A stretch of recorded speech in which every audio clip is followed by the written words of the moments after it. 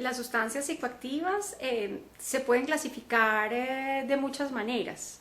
Se han intentado, digamos, varios tipos de clasificación, pero quizás el más conocido y el más aceptado, para el cual existe mayor consenso, es la clasificación que se hace por los efectos que las sustancias tienen sobre el sistema nervioso central o sobre el cerebro, por decirlo de alguna manera. Los efectos que las sustancias tienen dependen, por supuesto, de los principios activos de cada droga, que son diferenciales, dependiendo del que estemos hablando. Entonces, hay una clasificación que es quizás la más común, porque también sobre los efectos del sistema nervioso central hay otras clasificaciones, pero quizás la que tiene mayor consenso es la clasificación que las divide en sustancias estimulantes del sistema nervioso, sustancias depresoras del sistema nervioso, sustancias alteradoras de la percepción. Y algunas otras clasificaciones hablan de sustancias mixtas, o sea que tienen efectos mixtos. Ya voy a explicar cuál es cada una de ellas. Las sustancias estimulantes del sistema nervioso central son las que, como su nombre lo dicen, estimulan el sistema nervioso, es decir, generan una mayor actividad. Lo que hacen es que incrementan la actividad normal o corriente del sistema nervioso del cerebro y hacen que la persona se sienta mucho más activa, que la persona sienta que tiene un mayor nivel de energía.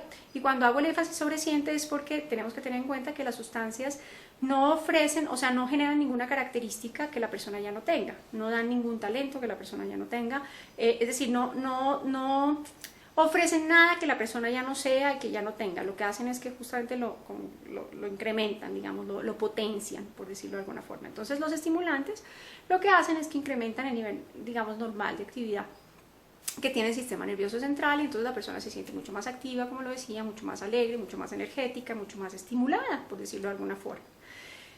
Las principales sustancias estimulantes son todos los derivados de la coca, de la hoja de coca, como son la cocaína, el bazuco, el crack, que es una sustancia que no es muy común en nuestro país. Están también las anfetaminas, no están las metanfetaminas, porque de ellas voy a hablar para las sustancias mixtas, pero básicamente son todos los derivados de la coca, de la hoja de coca, y los estimulantes tipo anfetamínico.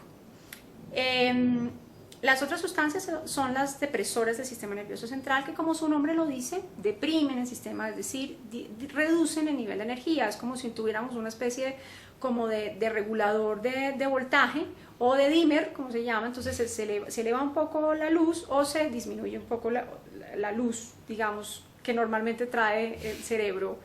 Y entonces lo que hacen los depresores es disminuir un poco el nivel de energía. Es muy importante entender que el principal depresor es el alcohol. Algunos de ustedes se sorprenderán por eso, porque se piensa comúnmente, la gente suele pensar que el alcohol es un estimulante. El alcohol lo que hace es que es un depresor en todo el sentido estricto de la palabra, y lo que hace es que va digamos, disminuyendo el nivel de control del cerebro. Es decir, lo que hace es que inhibe la inhibición, tiene un efecto un poco paradójico. Entonces, lo que nos mantiene a nosotros regulados, digamos, portándonos bien y no haciendo nada que no esté correctamente visto, es justamente que tenemos ciertos niveles de control. Cuando una persona empieza a consumir alcohol, lo que hace es que esos niveles de control se van apagando, es decir, van dejando de ser tan eficientes, dejan de tener una celaduría, digamos, eficaz y efectiva. El celador se va durmiendo, y en la medida en que el celador se va durmiendo, pues la persona empieza a hacer cosas que no haría, digamos, en sano juicio. Entonces, por eso se dice que se inhibe la inhibición, la persona entonces empieza a ser mucho más impulsiva y a permitirse hacer cosas que no haría, por supuesto, en sano juicio, pero ese es el efecto depresor del sistema del alcohol. Después del alcohol, los otros depresores son todos los derivados del opio, es decir, la heroína, la morfina, el opio mismo. Están todos los tranquilizantes, que son muchos de los medicamentos que se utilizan, por ejemplo, para algunos trastornos de la salud mental. Están las benzodiazepinas, por ejemplo, todos los antidepresivos, sustancias de corte más tranquilizante, digamos, sustancias, también los medicamentos que las personas utilizan para inducir el sueño. Otros depresores también importantes son algunos de los inhalables que existen hoy en día en el mercado. La mayoría de ellos tienen un efecto depresor, por ejemplo, el pegante tipo boxer, o bueno, como lo llamen ustedes en sus regiones. Están todos los pegantes, están todas las sustancias inhalables, la gasolina, el éter, todo lo que la persona puede utilizar, digamos, por vía aérea, de manera aspirada, que llega a los pulmones, suelen tener efectos depresores. Algunas de ellas también tienen a veces efectos alucinógenos, que es la tercera categoría de esta clasificación de la que les estoy hablando. Básicamente estos son los depresores. Pasamos entonces a la tercera, que es justamente los alteradores de la percepción, o que en otras clasificaciones se llaman alucinógenos. Los alucinógenos o alteradores de la percepción, como su nombre lo dice, sencillamente alteran la percepción. De muchas maneras, algunas de ellos generan ilusiones, otros generan sencillamente transformación de la realidad, y entonces la persona empieza a tener, digamos, algunas modificaciones en los objetos que está percibiendo. Aquí se encuentran todos los hongos alucinógenos, algunas raíces que se utilizan, sobre todo la mayor parte de los alucinógenos han tenido un uso muy importante en nuestras sociedades tradicionales y a nivel indígena como parte de los rituales. Como sustancias alteradoras de la percepción también se encuentra la marihuana, todos los derivados del cannabis. ¿Por qué son alteradoras de la percepción? En algunas clasificaciones a veces se les pone como depresoras, y en esta clasificación que yo les estoy presentando puede ser depresor, pero también a algunas personas les genera efecto estimulante. Entonces a veces puede uno encontrarla como una sustancia mixta, igual que el éxtasis. Entonces los alteradores de la percepción realmente son todos los ácidos digamos químicos o sintéticos, y todos los alucinógenos, digamos, naturales, que tienen que ver con los hongos, que tienen que ver con las raíces, con otro tipo de plantas que se consiguen por lo regular en la selva, algunas de ellas también en los desiertos, y que pueden generar, como les digo, alucinaciones y unos viajes muy muy fuertes y muy potentes. Las personas que entran en contacto con alucinógenos son personas que, si tienen algún tipo de antecedente o de predisposición para desarrollar algún tipo de trastorno de corte psicótico, pueden estar en riesgo. Es decir, los alucinógenos son muy complicados en ese sentido, es decir, nadie tiene certeza de poder salir tan equilibrado como entró a un viaje de estos.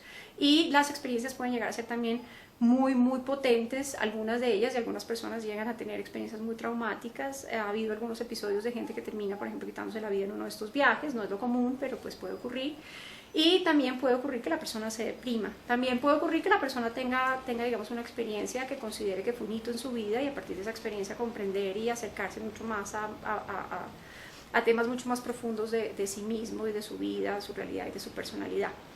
Porque, como les decía, estas sustancias están asociadas a temas rituales. Nuestros indígenas han estado estudiando muy fuertemente estas sustancias y son consideradas sagradas, digamos, en este escenario, y son sagradas justamente por la potencia que tienen si son utilizadas de manera orientada, digamos. Si la persona se prepara, pues eventualmente puede existir alguna experiencia, como la señalo, digamos, potente, no quisiera decir positiva, pero sí una experiencia que marque, digamos, un hito en la vida de esta persona. Por la cuarta categoría que les estaba mencionando, la categoría mixta, la categoría de sustancias que a veces tienen efectos estimulantes, a veces tienen efectos depresores y a veces tienen efectos alteradores de la percepción. Este es el caso de sustancias como el éxtasis, que es el dimetilmetanfetamina, que es una sustancia que, dependiendo mucho del entorno y de la situación en la que la persona esté, va a tener uno u otro efecto. También porque la sustancia, dependiendo, dicen, del fabricante, también puede llegar a tener mayor potencia de un efecto o del otro. De hecho, tienen nombres que de alguna manera se asimilan al mayor efecto que promete cada una de estas pastillas. Y la otra sustancia que les decía que puede tener efectos mixtos, pues es la marihuana, que también, dependiendo del estado anímico en que esté la persona, del entorno en el que esté la persona, y de quién es la persona, de cuál es como su ritmo de personalidad, su estado anímico, en fin, puede también llegar a tener efectos tanto depresores como estimulantes y alteradores de la percepción. Porque la marihuana siempre altera la percepción. La marihuana no genera alucinaciones, pero sí lo que hace, por ejemplo, es que potencia mucho más la manera como la persona percibe los sonidos, percibe los olores, percibe los colores y siente, digamos, físicamente. Estas, de manera interesante, digamos, tanto el éxtasis como la marihuana han sido considerados por mucha gente como sustancias muy asociadas, digamos, al erotismo, justamente porque lo que hacen es que exaltan mucho más la sensibilidad de la persona, y en ese sentido muchas personas la utilizan, por ejemplo, en sus rituales y en sus intercambios o encuentros sexuales. ¿Por qué es importante conocer la clasificación? Porque las personas suelen mezclar sustancias estimulantes, depresoras y alteradoras de la percepción sin ningún tipo de cuidado. es muy peligroso hacer esto, y es muy peligroso porque justamente no puede uno estar, es decir, el cerebro se está obligando, por ejemplo, a subir de manera muy potente, a volver otra vez a bajar. Entonces seguramente han escuchado de personas que consumen alcohol, empieza el efecto depresor del alcohol y para despertarse entonces consumen cocaína y entonces suben la cocaína y cuando están demasiado exaltados entonces vuelven otra vez a beber alcohol para volver otra vez a disminuir. Este estilo de dinámicas hacen que por supuesto el sistema nervioso pues pierda algo de equilibrio y puede llegar a ser un tanto peligroso, es decir, las personas pueden llegar a quedar muy afectadas por este estilo de mezclas, digamos, permanentes de los efectos, porque lo que hacen es una tensión entre un efecto y otro que puede llegar a complicar. Y como lo decía con respecto a los alteradores de la percepción, pues el riesgo siempre es desarrollar un trastorno que puede llegar a ser agudo o crónico y que si es crónico pues va a ser difícilmente reversible. Hay algo importante con respecto a los efectos y es que la gente suele pensar que cada droga tiene el mismo efecto independientemente de la persona. Por un lado es importante entender que los efectos sobre los hombres son muy distintos a los efectos sobre las mujeres, en particular con el tema del alcohol. Existe un poco el mito de que la mujer aguanta igual que el hombre. Esto no es real. Las mujeres tenemos unas condiciones fisiológicas que no podemos modificar y esto hace que el alcohol, que es un depresor del sistema nervioso central, nos patee y nos intoxique mucho más rápido, mucho más fuertemente de lo que lo hace con los hombres por razones fisiológicas. Básicamente es un tema hormonal que hace que se asimile más o menos rápido el alcohol en el hígado y se metabolice, digamos, más o menos rápido el alcohol en el hígado. Entonces, temas como el género, temas como el haber o no comido, temas como el estar enfermo, estar débil post algún tipo de enfermedad o estar sano, temas como estar bajo ciertos estados anímicos o estar deprimido o estar demasiado molesto, demasiado agresivo, estar exaltado de alguna manera a nivel emocional, puede llegar a tener un efecto importantísimo en la manera como esa droga va a entrar al organismo y va a afectar, digamos, al organismo. Entonces,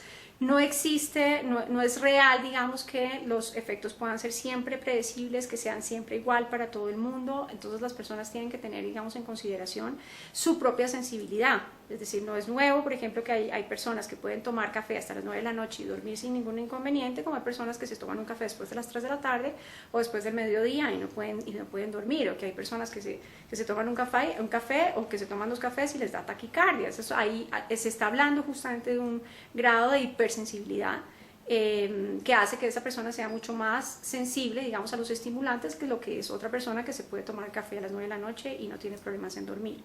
Entonces, este estilo de diferencias, digamos, entre una persona y otra es importante también entrarlas a considerar para minimizar el impacto de la experimentación con ciertas sustancias y sobre todo de la mezcla.